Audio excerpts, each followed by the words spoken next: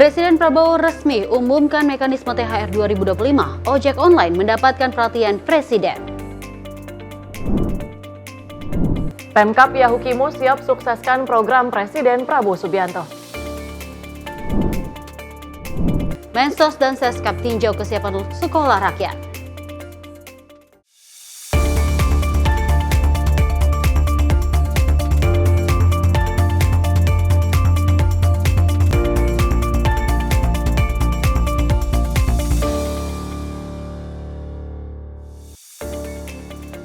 Halo, selamat malam pemirsa. Senang sekali kami menyapa malam hadir menemani Anda pada malam hari ini dengan sejumlah informasi lainnya. Dan pemirsa, selain 4 informasi tadi, kami juga menghadirkan sejumlah informasi dengan kegiatan dari Menteri Kabinet Merah Putih dan sejumlah kepala daerah. Selain itu, kami juga akan hadirkan informasi seputar peristiwa dan olahraga bersama saya Tiara Dianti. Dan saya Dewi Manik. Simak informasi menyapa malam untuk Anda.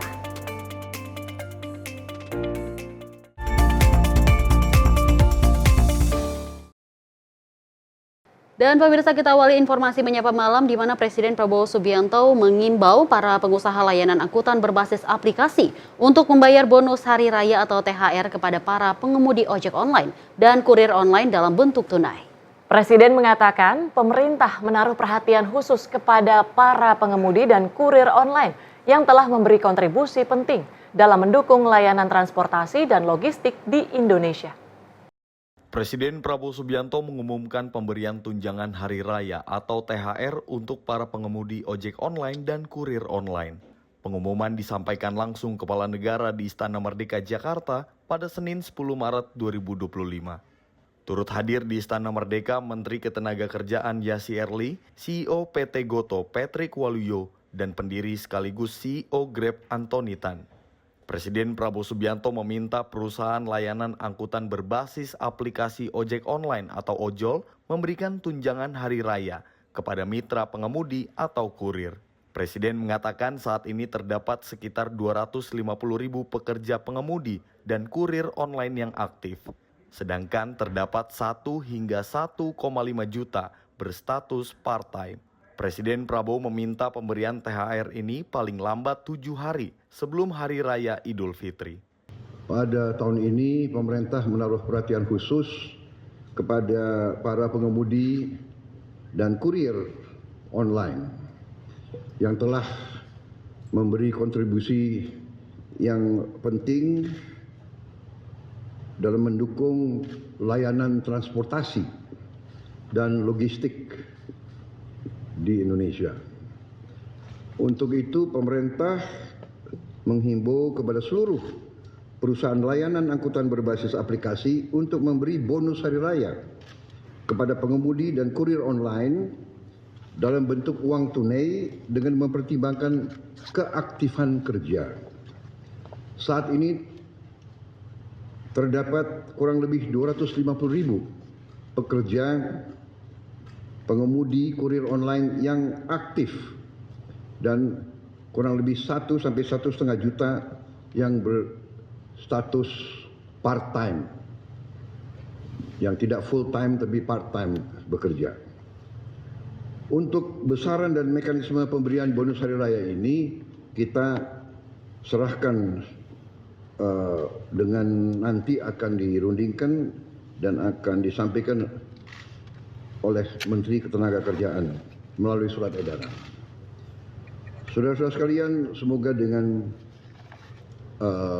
kebijakan ini para pekerja dan para pengemudi online dapat merasakan libur dan mudik dan Idul Fitri dalam keadaan yang baik. Dari Jakarta, tim redaksi Sinpo TV melaporkan. Pemirsa, saat meninjau lokasi banjir, Presiden Prabowo Subianto menelepon sejumlah pejabat untuk mengecek kondisi warga terdampak banjir di Bekasi. Prabowo juga memastikan renovasi fasilitas serta program makan bergizi gratis di wilayah tersebut. Presiden RI Prabowo Subianto menghubungi sejumlah pejabat untuk memeriksa kondisi warga yang terdampak banjir di Kampung Tambun Impres, Desa Buni Bakti, Kecamatan Babelan, Kabupaten Bekasi pada Sabtu 8 Maret 2025. Presiden Prabowo berbincang dengan warga setempat dan menelepon pejabat terkait untuk segera merenovasi fasilitas yang rusak dan memperbaiki SD Negeri 04 Babelan yang terkena dampak banjir. Salah satu pejabat yang dihubungi adalah Kepala Badan Gizi Nasional, Dadan Hindayana, untuk memastikan program makan bergizi gratis di wilayah tersebut. Pak Dadan, saya sekarang di Kecamatan Babelan. Oh, Bapak sudah ke sana? Ya, saya di sana di Kabupaten Bekasi, Kecamatan Babelan. Ya. Tapi mereka makannya belum sampai. Belum ya. Di Kecamatan Babelan. Ya, hanya memang kondisi mereka itu masih banyak banjir. Ini sekolah dasarnya SD 04 masih kerendam, jadi harus dipikirkan nanti bagaimana pengiriman. Ya. Jadi gini, kita akan satukan SPG-nya di daerah yang agak tinggi, kemudian bisa dikirim ke sekolah-sekolah seperti itu. Ya, nanti dapurnya di tempat yang tinggi ya. Itu Iya, betul. Oke. Jadi sementara ini Pak, di Bekasi itu ada satu yang memang tidak operasional, tapi kerendam, tapi yang lainnya sih enggak. Dadan menjelaskan bahwa saat ini ada 2 dapur SPPG makan bergizi gratis di Kabupaten Bekasi dan BGN juga sedang menyiapkan dapur besar di Jakarta untuk mengatasi masalah pasokan makanan seperti yang terjadi saat banjir. Sebelumnya Presiden Prabowo tiba di lokasi pada pukul 17.57 waktu Indonesia Barat menjelang waktu buka puasa dan sempat berbuka puasa di rumah warga dengan meminum air putih sembari berbincang. Prabowo meninggalkan lokasi pada pukul 18.28 dan didampingi oleh Sekretaris Kabinet Teddy Indrawijaya. Tim redaksi Sinpo TV melaporkan. Masih dengan kegiatan Presiden di mana Presiden Prabowo Subianto mengunjungi masyarakat terdampak banjir di Babelan, Kabupaten Bekasi, Jawa Barat pada Sabtu lalu. Warga yang terdampak banjir di Bekasi menyampaikan harapan dan doa setelah mendapat kunjungan dan bantuan dari Presiden Prabowo Subianto. Warga yang terdampak banjir di Bekasi menyampaikan kesan dan doa setelah Presiden Prabowo Subianto meninjau langsung kondisi mereka. Presiden tiba di lokasi sekitar pukul 17.57 waktu Indonesia Barat dan segera memeriksa kondisi warga yang masih tinggal di rumah mereka. Setibanya di lokasi, Presiden Prabowo menyusuri permukiman yang tergenang air dan berbincang dengan warga untuk menanyakan kondisi serta kebutuhan mendesak mereka. Senang sekali saya, ya. Lega rasa pikirannya gitu, nggak nyana saya. Rumah saya di sawah sama Bapak Presiden. Saya senang sekali sampai rasanya bukan setengah-setengah senang gitu. Ya. Sampai 2 hari ke 3 hari nggak hilang kali. Kesenangannya saya mikirin. Jadi kata Pak Presiden nanya, ini berapa keluarga kan 3. Nah terus ini jenanya itu airnya bilang 80 cm, tingginya ya segini 80. Terus sudah berapa hari, udah seminggu saya gitu. Ya udah nanti kalau umpamanya dibantu kata Bapak Presiden, mari gitu. Jadi ya ini saya syukur banget, alhamdulillah banget gitu. Terus dia nanyain gratis, udah dapat gratis belum ada sih ini makan gratis.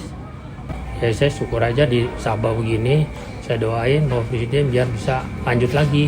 Selain itu, Gustiono, salah satu warga Pondok Pertama Bekasi, Jawa Barat, mendoakan Prabowo agar selalu sehat dan sukses memimpin negara usai bertemu Prabowo pada Sabtu sore. Gustiono juga berharap Presiden Prabowo dapat memimpin Indonesia menuju kemajuan di berbagai bidang. Ia juga merasa bahagia dan bersyukur dapat berfoto bersama Presiden Prabowo yang ia tunjukkan melalui telepon selulernya. Ya pasti senang ya. Cuman doa saya sih biar Bapak selalu sehat. Ya semoga aja bisa memimpin lebih baik lagi buat negara ini, biar buat rakyat dan warga makin berkembang, makin maju dari segi apapun. Pokoknya buat Bapak Prabowo sehat selalu. Dalam kunjungannya ke lokasi banjir, Kepala Negara juga berbuka puasa bersama warga dan berbincang dengan mereka. Selama perbincangan, ia mendengarkan keluhan masyarakat dan segera meresponnya dengan menghubungi pejabat terkait. Tim redaksi Sinpo TV melaporkan.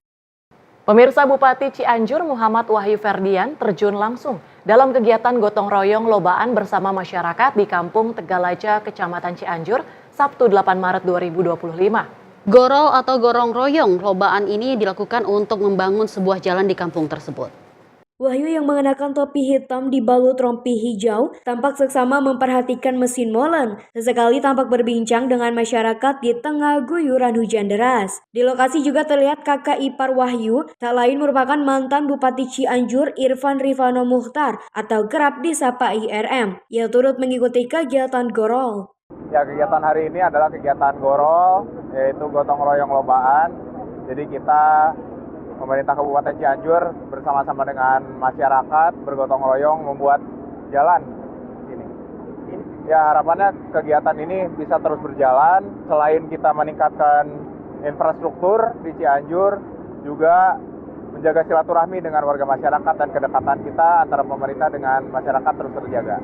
Masyarakat, jalan yang sudah dibuat dijaga, kita juga terima kasih atas antusiasmenya warga masyarakat, bapak-bapaknya bantu buat jalan, ibu-ibunya bantu masak.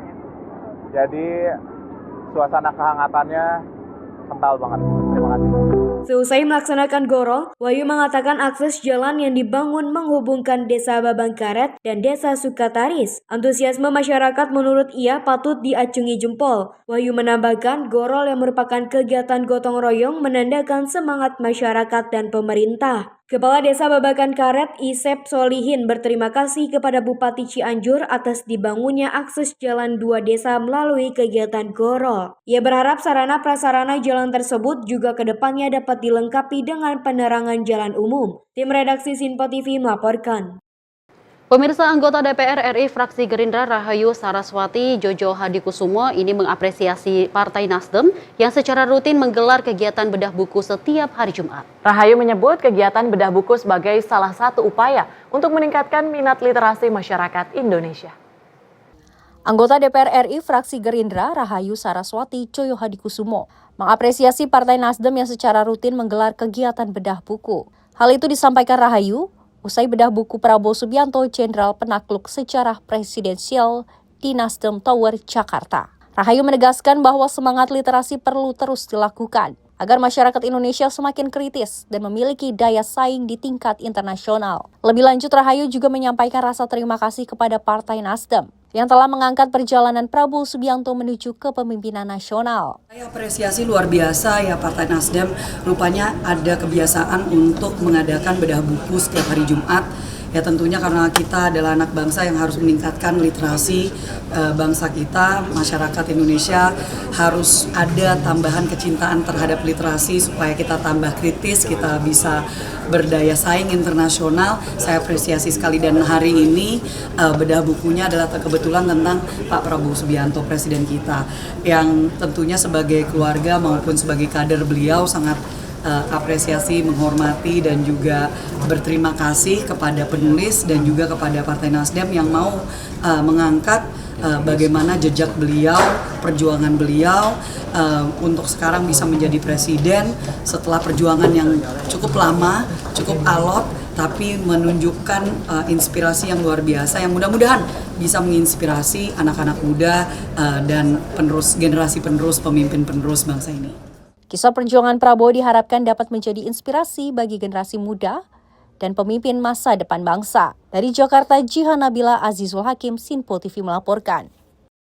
Pemirsa, Menteri Dalam Negeri Tito Karnavian mengungkapkan bahwa pihaknya sudah menerima daftar daerah yang sengketa Pilkada 2024 ditolak Mahkamah Konstitusi. Dan ia juga menyebut bahwa tolakan gugatan kepala daerah tersebut bisa langsung dilantik. Menteri Dalam Negeri Tito Karnavian menjelaskan bahwa pihaknya akan menerbitkan SK Kemendagri untuk 13 daerah. 13 daerah tersebut nantinya akan dilantik langsung oleh Presiden Prabowo Subianto. Kendati demikian, pelantikan akan dilakukan dengan menyesuaikan waktu Presiden Prabowo. Menurutnya, Presiden Prabowo menginginkan pelantikan kepala daerah segera dilantik agar dapat bekerja secepatnya. Nah, 15 ini sudah masuk di kita, 2 provinsi, 13 kabupaten. Dan yang 2 ini sudah saya ajukan ke Seknek untuk diterbitkan ke Kepres Gubernur, yaitu Bangka Belitung dan Papua Pegunungan. Yang 13-nya lagi segera akan kami terbitkan SK Mendagri. Nah, pelantikannya Bapak Presiden menginginkan agar yang sudah selesai secepatnya bekerja. Oleh karena itu, kalau kepres sudah keluar, nanti Bapak tentu sesuaikan dengan waktu Bapak Presiden untuk 2 gubernur, Babel dan Bapak Pegunungan dilantik oleh Bapak Presiden, dan sisanya 13 dilantik oleh Bupati Wali Kota ya, dilantik oleh para gubernurnya masing-masing. Jadi tidak ada pelantikan serentak di istana seperti yang kemarin. Pelantikan serentak hanya sekali kemarin, yang besar, 503. Dari Jakarta, Farizal Ahmad Amin, Sinpo TV melaporkan. Pemirsa, setelah dilantik oleh Presiden Prabowo di Istana Negara, Bupati dan Wakil Bupati Yahukimo Didimus Yahuli Esau Miram akhirnya tiba di Kota Dekai, Kabupaten Yahukimo, Papua Pegunungan. Kedatangan Didimus dan Esau disambut ribuan masyarakat yang telah menantikan kedatangan orang nomor 1 di Kabupaten Yahukimo tersebut. Bupati dan Wakil Bupati terpilih Kabupaten Yahukimo, Didimus Yahuli dan Esau Miram, akhirnya dilantik secara bersamaan dengan kepala daerah lainnya oleh Presiden Prabowo Subianto di Istana Negara 20 Februari 2025. Usai dilantik, kemudian seluruh kepala daerah hasil Pilkada tahun 2024 mengikuti serangkaian acara yang diselenggarakan oleh panitia, yaitu retreat selama 8 hari di Kompleks Akademi Militer Magelang.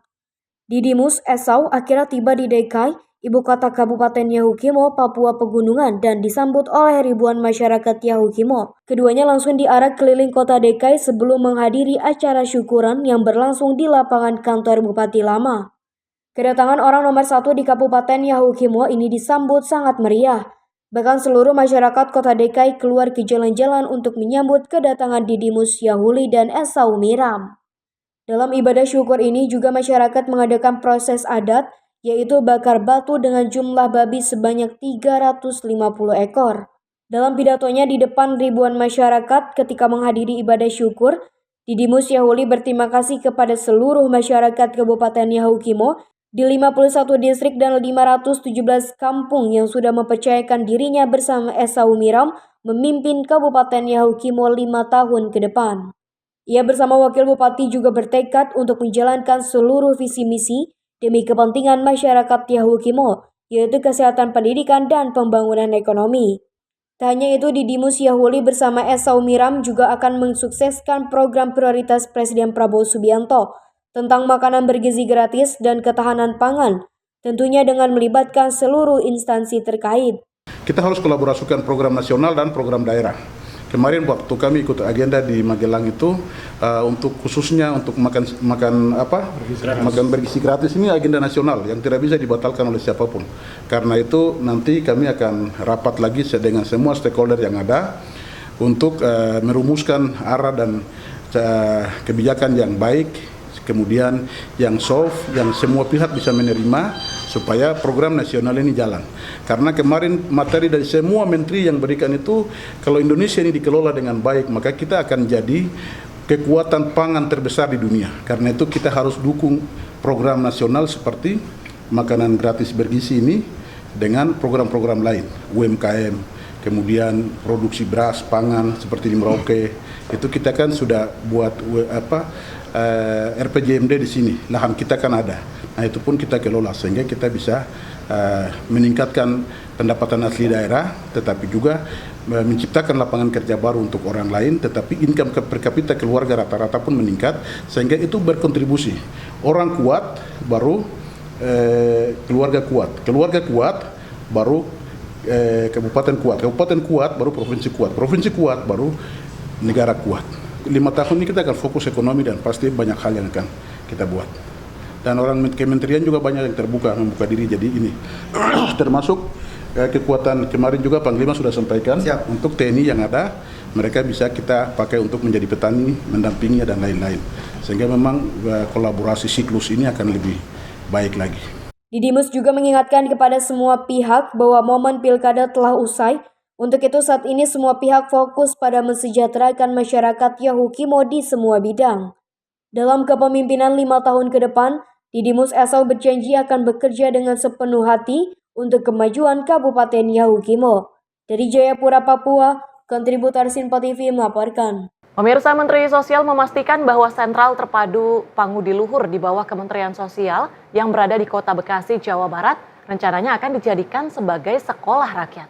Hal tersebut diungkapkan Mensos usai meninjau lingkungan dan sejumlah ruangan saat didampingi Sekretaris Kabinet Teddy Indrawijaya dan juga merupakan utusan Presiden serta sejumlah instansi lainnya. Menteri Sosial Saifullah Yusuf dengan didampingi Wamensos dan Sekretaris Kabinet Teddy Indrawijaya meninjau gedung sentra terpadu pengudi luhur milik Kementerian Sosial di Bekasi Timur, Kota Bekasi, Jawa Barat. Kedatangan sejumlah pejabat ini untuk mempersiapkan program Presiden Prabowo yaitu Sekolah Rakyat, di mana Sekolah Rakyat ini merupakan sekolah formal berbasis asrama atau boarding school yang diperuntukkan bagi anak tidak mampu namun berprestasi. Pemilihan gedung milik Kemensos ini lantaran secara infrastruktur telah memadai, mulai dari fasilitas kelas, ruang penginapan, fasilitas ibadah dan sejumlah fasilitas lainnya. Menurut Saifullah Yusuf, sesuai arahan Presiden, rencananya tahun ajaran 2025, sekolah rakyat akan bisa terlaksana. Ini sekolah formal dan ijazah juga sama seperti sekolah umum lainnya. Mengantar Pak Teddy ya, didampingi oleh teman-teman dari Kementerian Sosial dan juga kementerian terkait untuk melihat persiapan penyelenggaraan sekolah rakyat tahun ajaran 2005-2006. Nah, ini salah satu tempat yang akan dijadikan sekolah rakyat itu. Bagian dari sentra pengudi luhur, asetnya Kementerian Sosial. Nah, alhamdulillah sih semua yang melihat ini dianggap cukup ya untuk memulai penyelenggaraan proses belajar mengajar di tahun 2005. Semua sudah siap, tinggal perbaikan sedikit lah, misalnya penambahan toilet, penambahan ruang makan gitu. Tapi secara umum sudah siap, tempat ibadah untuk muslim, non muslim juga ada. Jadi lengkap, ini sudah relatif lengkap. Untuk asrama juga sudah siap, untuk ruang-ruang kelas itu juga sudah siap. Jadi secara umum siap. Tadi Pak Teddy juga menyatakan alhamdulillah ini cukup bagus untuk memulai penyelenggaraan sekolah. Dananya kapan dibuka Pak? Ada berapa sekolah yang akan dibuka? Untuk ini lagi kita coba persiapkan terus. Per hari ini sudah ada 40 yang siap di berbagai daerah ya. Mungkin di Bekasi ini nanti ada 2 ya. Di DKI Jakarta ada 3 misalnya, di Jawa Tengah ada 3, 5 dengan Jogja nanti. Jadi ada beberapa gitu, kira-kira 40-an yang sudah siap. Minggu depan mungkin ada penambahan lagi. Kita lihat sampai paling tidak akhir bulan inilah berapa nanti yang sudah benar-benar siap. Mensos menambahkan sekolah ini nantinya hanya menerima para anak yang memang benar-benar tidak mampu dan sudah terdaftar dalam data Kementerian Sosial. Sekolah rakyat rencananya akan serentak berjalan di beberapa wilayah, diantaranya Bekasi, Jakarta, Cirebon, dan Jawa Tengah. Sekolah rakyat ini nantinya setiap daerah bisa berbeda-beda tingkatannya, seperti Bekasi ini yang akan dimulai dari jenjang SMA atau SMK. Diketahui usai meninjau lingkungan dan sejumlah ruang dan kelas, Mensos bersama wakilnya juga menghadirkan sejumlah instansi terkait yang terlibat. Dalam hal ini terdapat Kementerian PU, Kementerian Pendidikan, dan instansi lainnya. Dari Bekasi, Muhammad Ridwan, Sinpo TV melaporkan.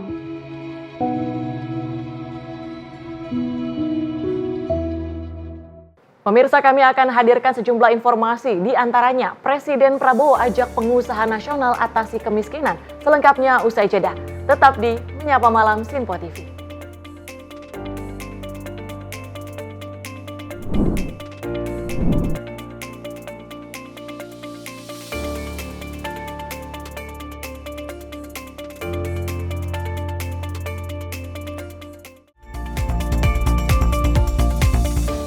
Pemirsa, Sinpo TV kembali hadir menemani Anda dengan berbagai informasi yang telah kami rangkum dalam sepekan.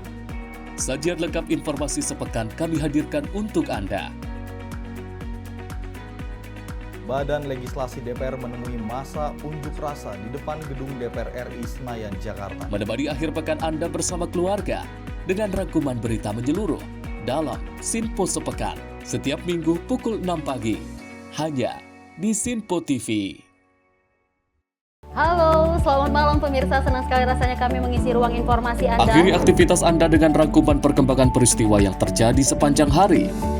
sebelumnya kita saksikan ada sekitar 3.000 tamu undangan, sementara di Ibu Kota Nusantara ini ada sekitar 2.000 tamu undangan. Rangkaian informasi nasional dan mancanegara dirangkum sebagai penutup hari dalam Menyapa Malam. Setiap Senin hingga Jumat pukul 8 malam, hanya di Sinpo TV. Halo, selamat pagi pemirsa Sinpo TV. Selamat pagi Andi. Selamat pagi, Fen. Beragam informasi terbaru hadir menemani Anda sebelum memulai hari.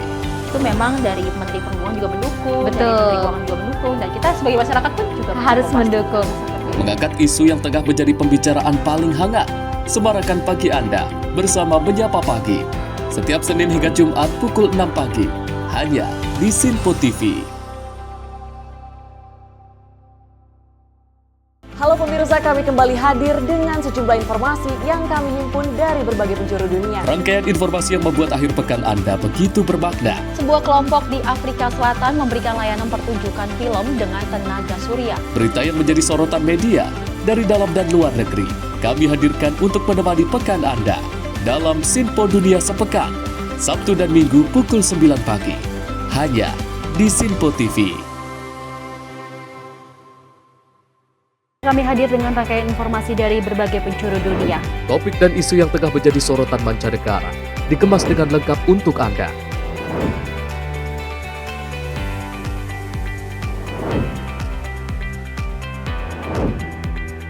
Peristiwa penting yang terjadi dari berbagai belahan dunia kini hadir dalam Sinpo Dunia setiap Senin hingga Jumat pukul 7:30 malam, hanya di Sinpo TV.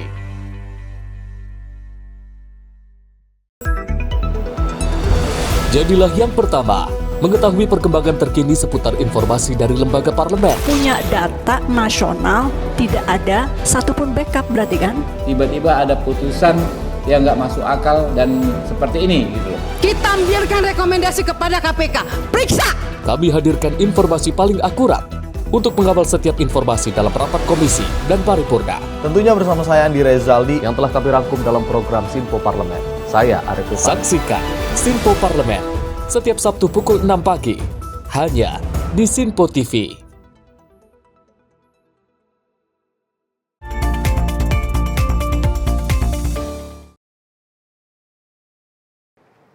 Terima kasih pemirsa, Anda kembali menyaksikan Menyapa Malam. Informasi kita lanjut. Presiden Prabowo Subianto mengajak pengusaha nasional untuk menciptakan lebih banyak lapangan pekerjaan dan mengentaskan kemiskinan. Pertemuan tersebut, para pengusaha juga membahas pertumbuhan ekonomi 8% dan pengelolaan danantara yang efektif demi kemajuan bangsa.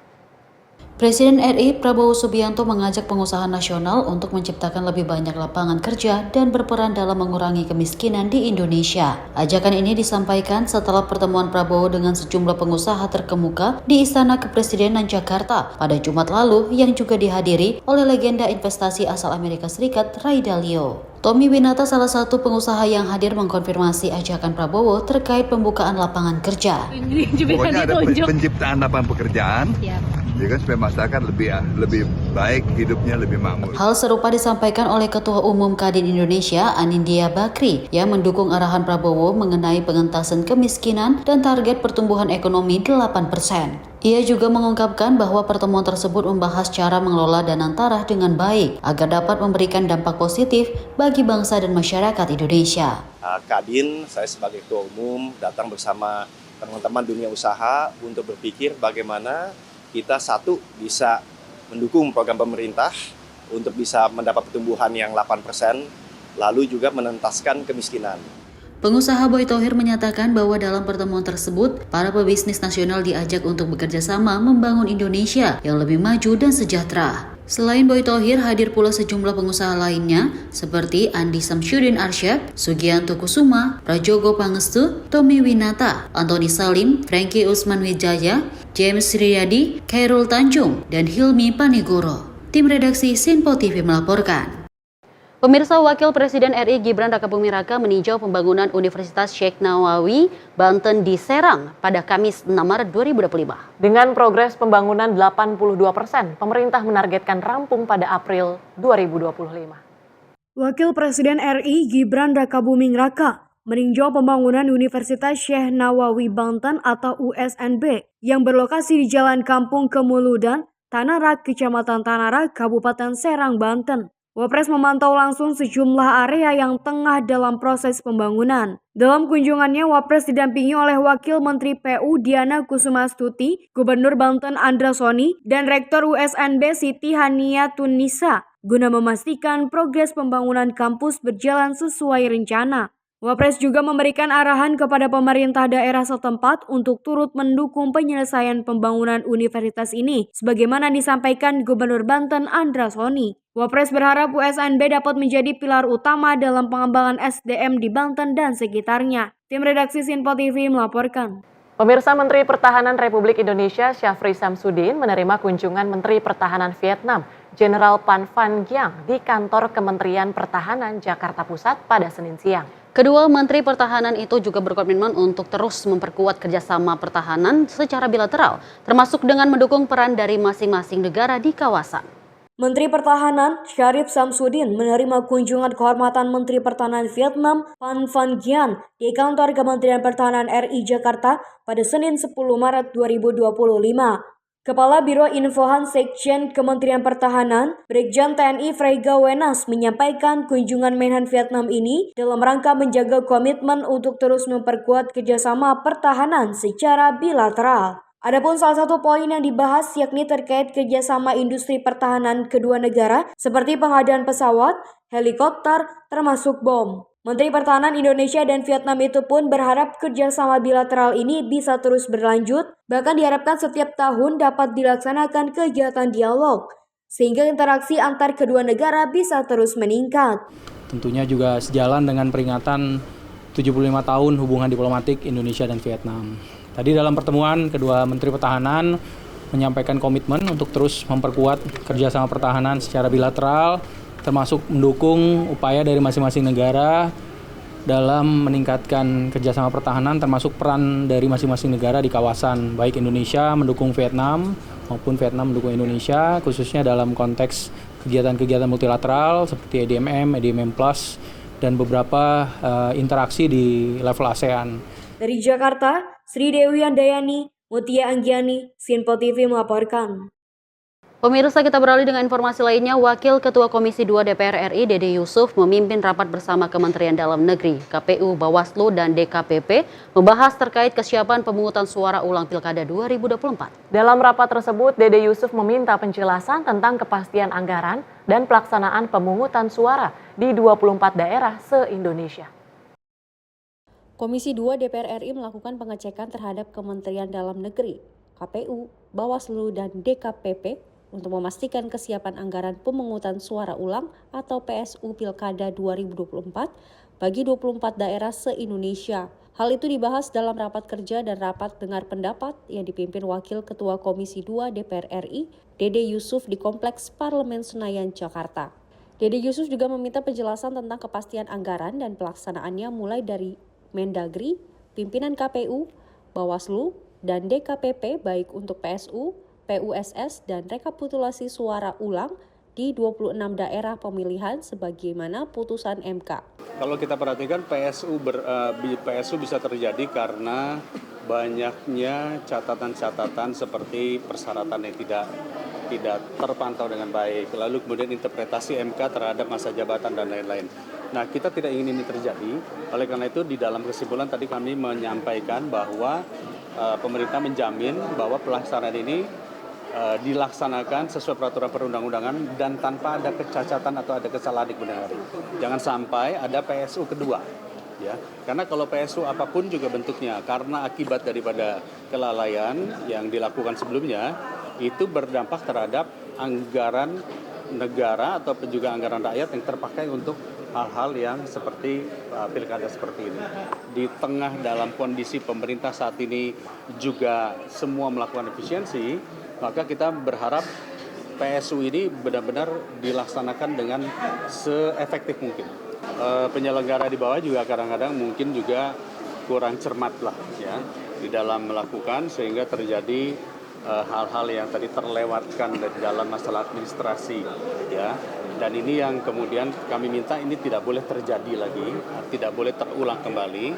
Maka dari itu ada salah satu di dalam kesimpulan kami mengatakan PSU yang akan terjadi di tanggal 22 Maret yang merupakan amanat 30 hari, ya, ini tanggal 22 Maret saya lupa ada berapa daerah ya, ada 4 daerah kalau salah, itu akan menjadi benchmarking bahwa ini dilaksanakan sesuai dengan amanat peraturan perundang-undangan dan keputusan MK.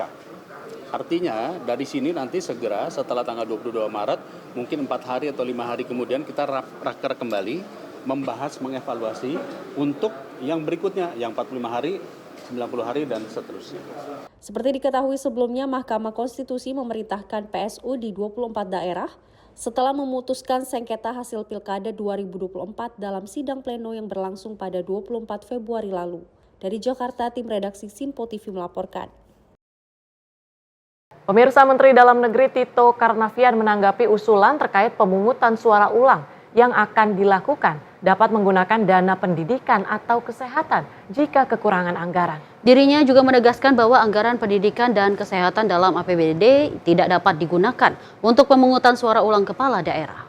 Hal tersebut disampaikan langsung oleh Menteri Dalam Negeri Tito Karnavian usai menghadiri rapat kerja bersama Komisi 2 DPR di Kompleks Parlemen Senayan, Jakarta. Tito mengatakan anggaran pendidikan dan kesehatan tidak dapat digunakan untuk pemungutan suara ulang kepala daerah. Menurutnya dana pendidikan dan kesehatan hanya dapat digunakan sesuai kebutuhan saja, seperti memperbaiki toilet sekolah dan membantu beasiswa. Di dalam surat efisiensi saya itu jelas sekali yang pendidikan, kesehatan yang wajib, infrastruktur itu nggak boleh diganggu. Tapi kami juga menelisik pendidikan kesehatan itu jangan hanya ada 20%, 10%, ya, tapi kemudian waktu dieksekusinya itu nggak efisien, ya, dijadikan proyek nanti macam-macam, ada pelanggaran macam-macam, atau sesuatu yang nggak perlu dibuat, ada yang lebih urgent memperbaiki sekolah, toilet untuk guru, ya, untuk membantu beasiswa misalnya. Jangan untuk proyek kemudian pengadaan itu yang nggak perlu. Nah itu kira-kira. Jadi diambilnya dari porsi yang saya lihat paling banyak itulah harus diambil dari porsi belanja operasional, terutama yang untuk kepentingan pegawai sendiri. Dari Jakarta, Farizal Ahmad Amin, Sinpo TV melaporkan. Pemirsa, jangan kemana-mana, usai jeda kami akan mengantarkan sejumlah informasi lainnya terkait salah satunya sejumlah villa di Puncak disegel. Tetaplah bersama kami di Menyapa Malam Sinpo TV.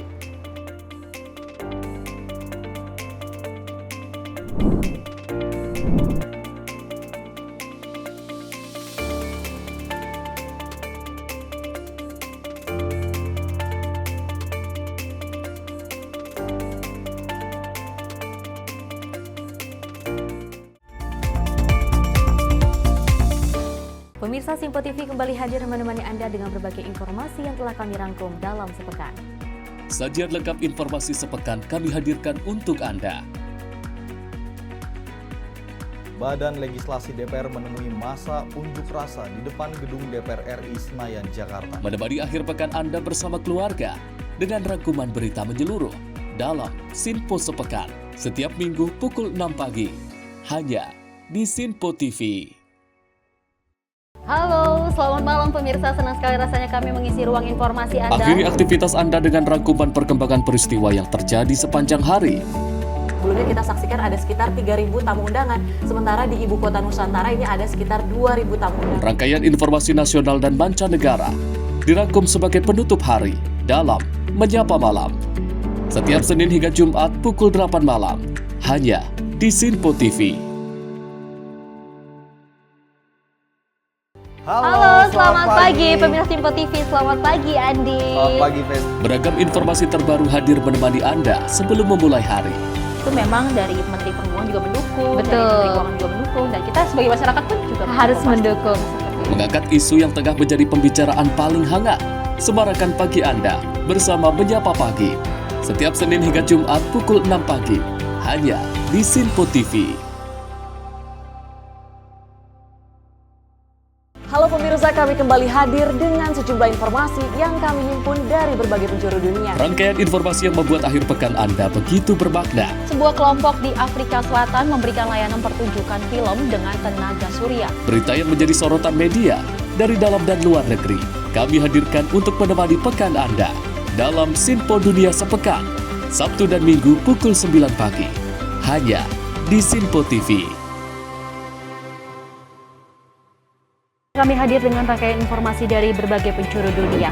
Topik dan isu yang tengah menjadi sorotan mancanegara dikemas dengan lengkap untuk Anda.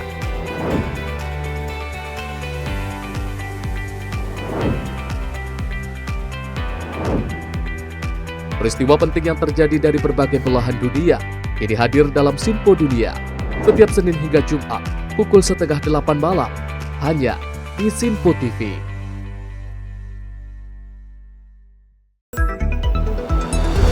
Jadilah yang pertama mengetahui perkembangan terkini seputar informasi dari lembaga parlemen. Punya data nasional, tidak ada satupun backup berarti kan?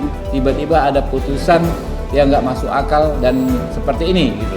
Kita ambilkan rekomendasi kepada KPK, periksa! Kami hadirkan informasi paling akurat untuk mengawal setiap informasi dalam rapat komisi dan paripurna. Tentunya bersama saya Andi Rezaldi yang telah kami rangkum dalam program Sinpo Parlemen. Saya Arif Rifat. Saksikan Sinpo Parlemen setiap Sabtu pukul 6 pagi hanya di Sinpo TV.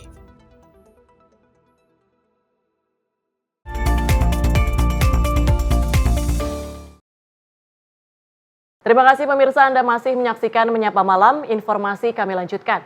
Kementerian Kehutanan dan Kementerian ATR BPN menertibkan sejumlah villa di kawasan Puncak Bogor, Jawa Barat, Minggu siang. Penyegelan dilakukan karena villa tersebut berdiri di kawasan hutan produksi aturan yang diduga memicu banjir di beberapa daerah. Karena berdiri di kawasan hutan produksi milik Kementerian Kehutanan dan dianggap menjadi biang pemicu banjir yang terjadi beberapa daerah waktu lalu, terutama di kawasan Puncak Bogor, Depok, Jakarta, serta yang paling parah di Bekasi. Sebanyak 4 titik villa petugas Kementerian Kehutanan bersama Kementerian ATR BPN langsung melakukan penindakan terhadap bangunan-bangunan villa yang diduga melanggar ketentuan di 15 titik di kawasan Puncak Bogor yang dilakukan secara bertahap. Penindakan yang dilakukan dengan cara memasang plang peringatan di area bangunan villa dan dalam pengawasan Direktorat Jenderal Penegakan Hukum Kehutanan. Kita ketahui bahwa 2 minggu terakhir, termasuk yang 2 hari lalu ada banjir besar di Bekasi, maka kita pemerintah dalam ini memandang perlu untuk melakukan review dan melakukan penertiban penggunaan lahan yang ada di hulu Sungai Ciliwung, Das Bekasi dan Das Cisadane. Penertiban dilakukan dalam mencegah banjir imbas pembangunan liar di kawasan hutan di kawasan Puncak Bogor, terutama bangunan villa yang berdiri di kawasan hulu Das Ciliwung. Dari Kabupaten Bogor, kontributor Sinpo TV melaporkan. Pemirsa, Direktorat Reserse Narkoba Polda Sumatera Utara menyergap 1 unit mobil yang kedapatan membawa narkotika jenis sabu sebanyak 56 kg. Mobil yang digunakan pelaku diberhentikan di Jalan Lintas Medan Banda Aceh pada Kamis malam. Pelaku membawa narkoba dari Aceh untuk didistribusikan ke kota Medan. Ini adalah rekaman video amatir yang memperlihatkan detik-detik ketika tim Sus Direktorat Narkoba Polda Sumatera Utara mengejar sebuah mobil minibus yang melaju dari arah Aceh menuju kota Medan. Pengejaran berakhir di kawasan Kabupaten Langkat usai polisi berhasil menghentikan mobil pelaku. Saat digeledah, petugas menemukan 2 koper yang dibungkus karung.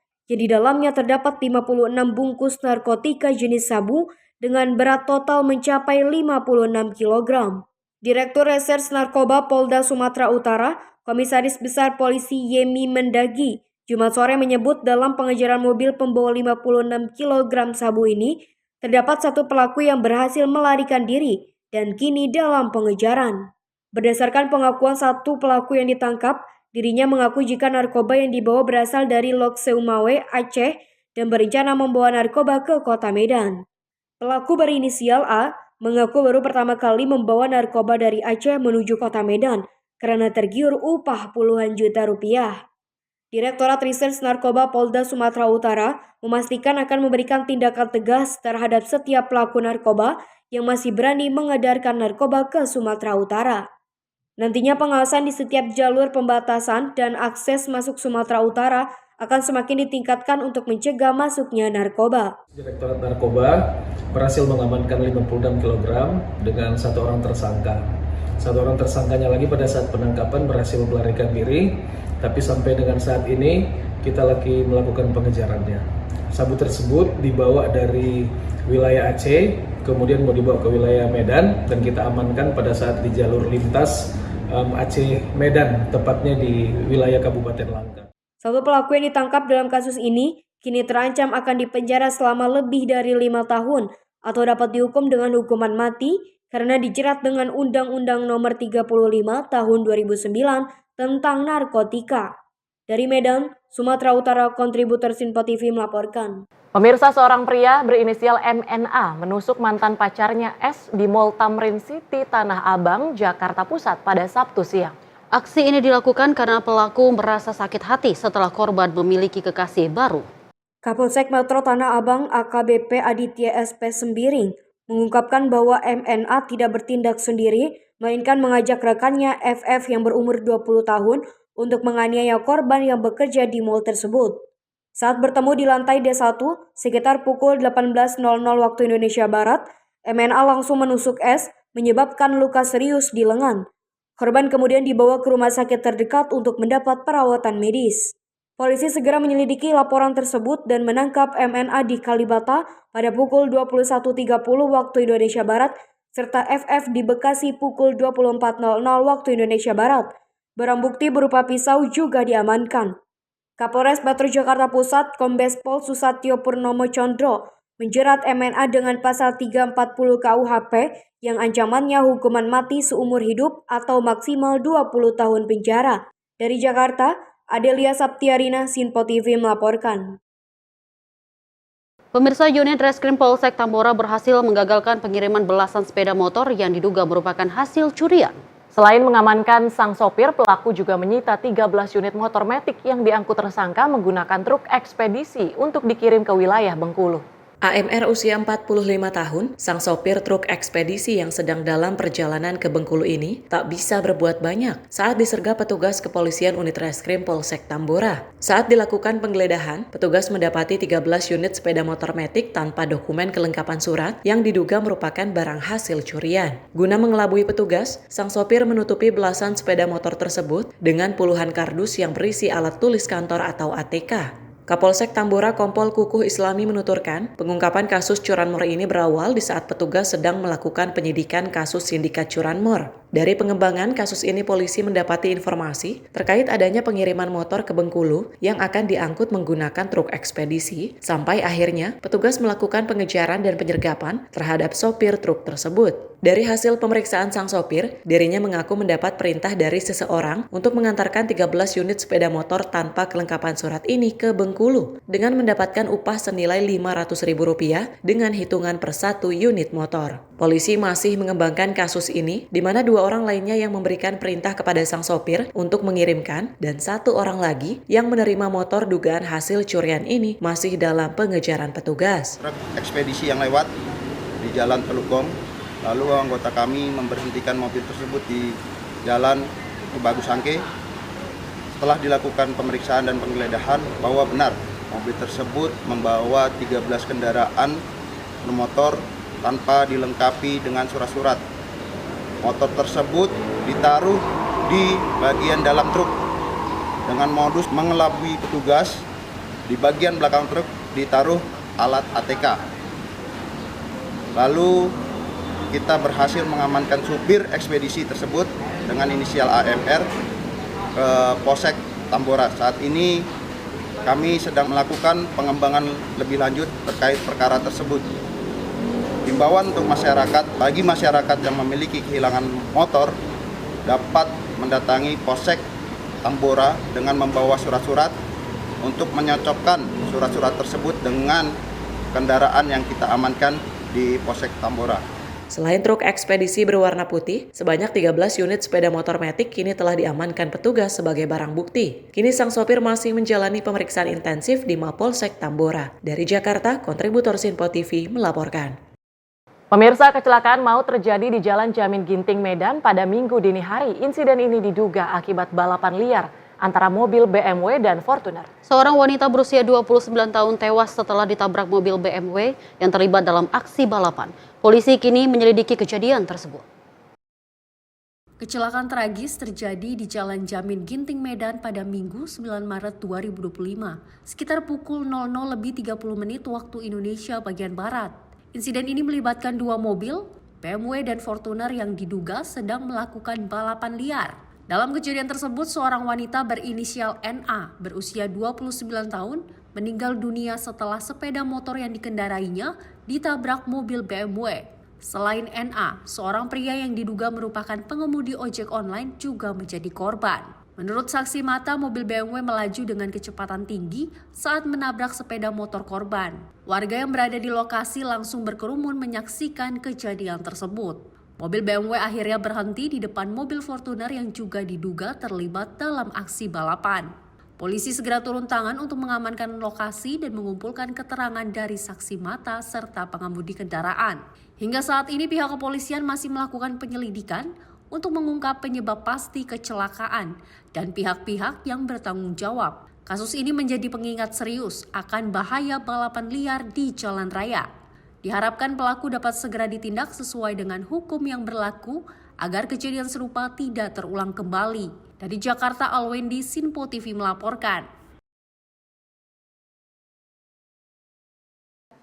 Dan pemirsa, informasi tadi menutup perjumpaan kita dalam Menyapa Malam kali ini. Saya Dewi Manik pamit, terima kasih atas kebersamaan Anda. Sampai jumpa.